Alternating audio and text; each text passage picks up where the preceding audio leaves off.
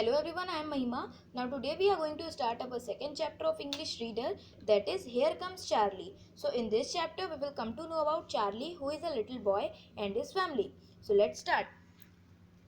These two very old people are the father and mother of Mr. Bucket. Their names are Grandpa Joe and Grandma Josephine. ये हैं Charlie के दादा दादी जिनका नाम है ग्रैंडपा जो और grandma Josephine. And these two very old people are the father and mother of Mrs Bucket. Their names are grandpa George and grandma Georgina. ये हैं चार्ली के नाना नानी जिनका नाम है ग्रैंडपा जॉर्ज और grandma Georgina.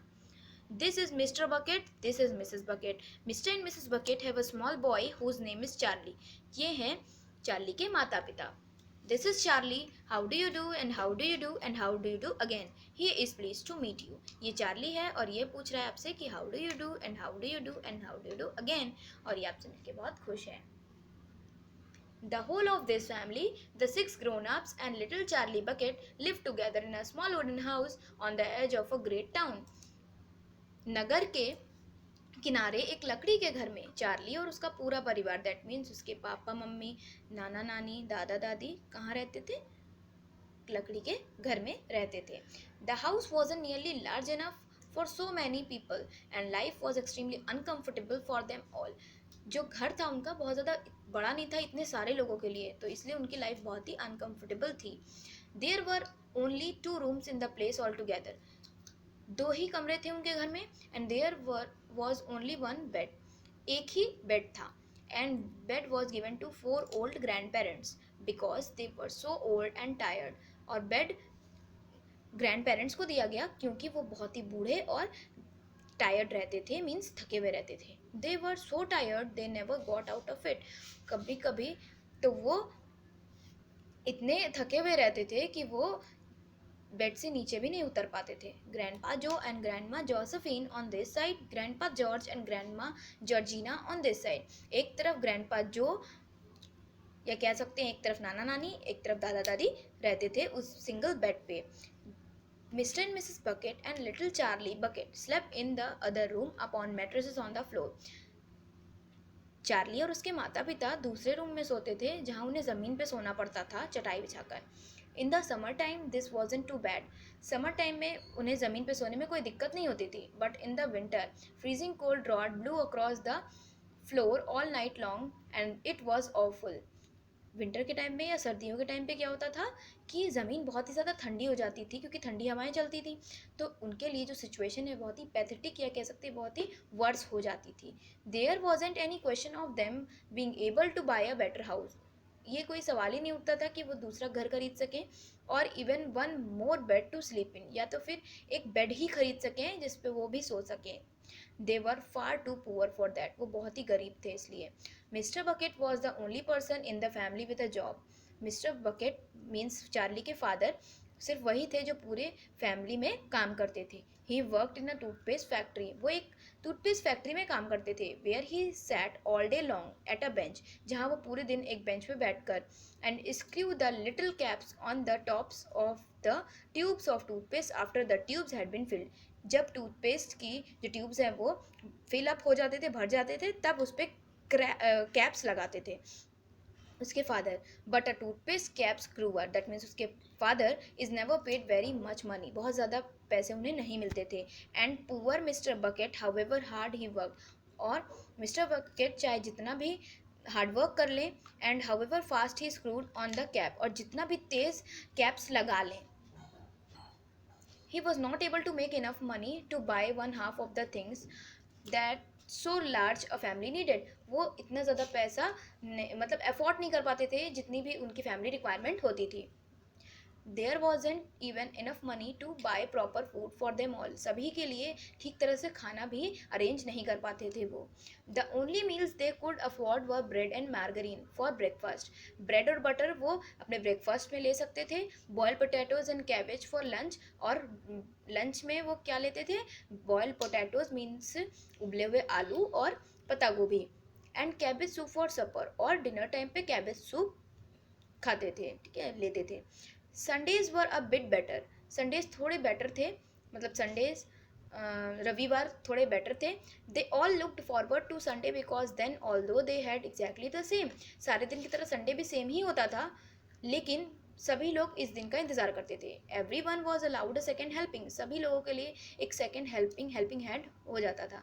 The Buckets of course didn't starve, वो भूखे तो एकदम नहीं रहते थे, but every one of them, लेकिन सभी लोग, the old grandfathers, the old grandmothers, Charlie's fathers, Charlie's mother, and especially little Charlie himself, went about from morning till night with a horrible empty feeling in their tummies. वो पूरे दिन क्या करते थे, खाली पेट के साथ ही उन्हें रहना पड़ता था। Charlie felt it worst of all, सभी से ज़्यादा चार्ली को बहुत दुख होता था।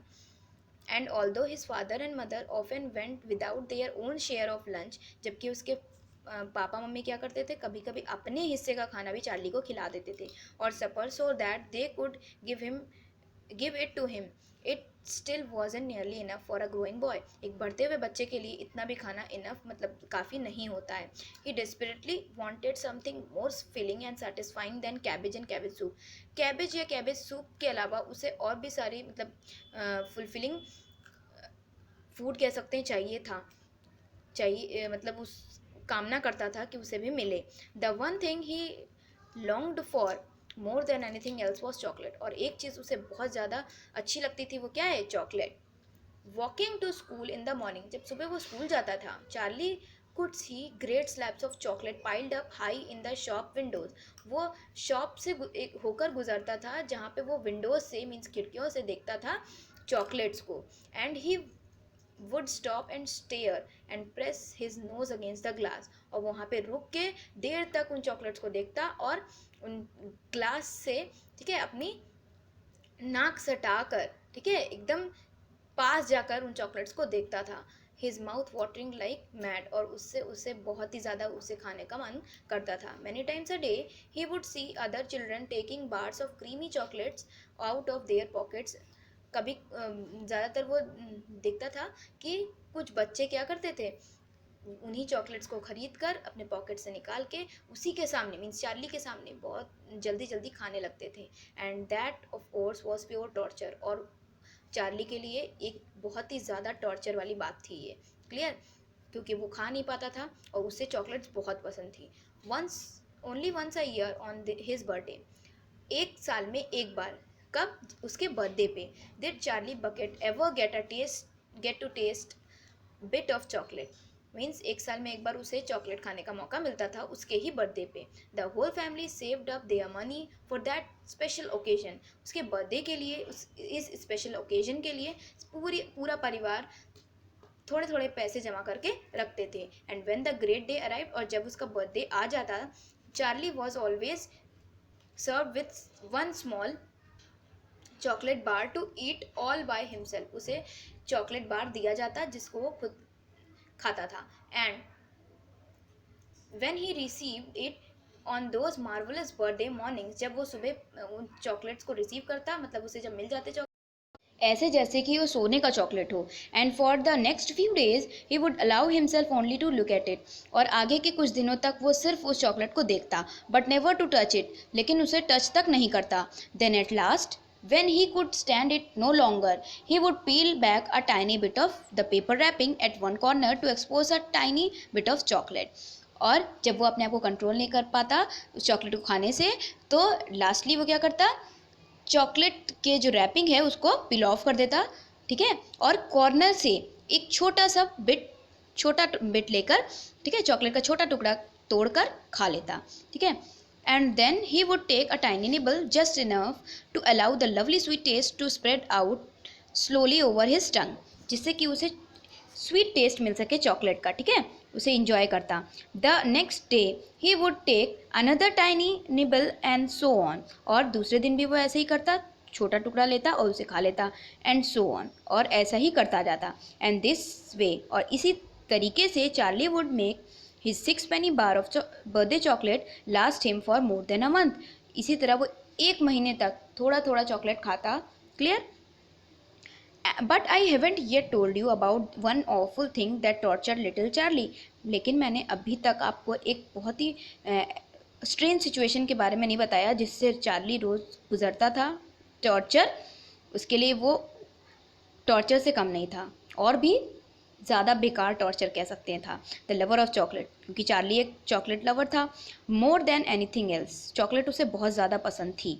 This thing for him was far far worse than seeing slabs of chocolate in the shop windows or watching other children munching bars of creamy chocolate right in front of him. ये जो torture था वो पहले वाले torture से भी ज़्यादा verse था कह सकते हैं। क्यों? पहले वाला टॉर्चर क्या था, जब बच्चे उसके सामने चॉकलेट खाते थे या तो फिर वो ढेर सारी चॉकलेट कह सकते हैं शॉप्स में देखता था। Clear? It was the most terrible torturing thing you could imagine, आप इमेजिन भी नहीं कर सकते इस टॉर्चर को। एंड इट वॉज दिस, और क्या था वो? इन द टाउन इटसेल्फ, उसी नगर में, actually within sight of the house in which Charlie live, जहाँ चार्ली रहता था उसके घर के बगल में ही, there was an enormous chocolate factory, बहुत ही बड़ी, ठीक है, चॉकलेट फैक्ट्री थी। जस्ट इमेजिन दैट, इमेजिन करिए। And it wasn't simply an ordinary enormous chocolate factory, ये कोई छोटी मोटी चॉकलेट फैक्ट्री नहीं थी इधर।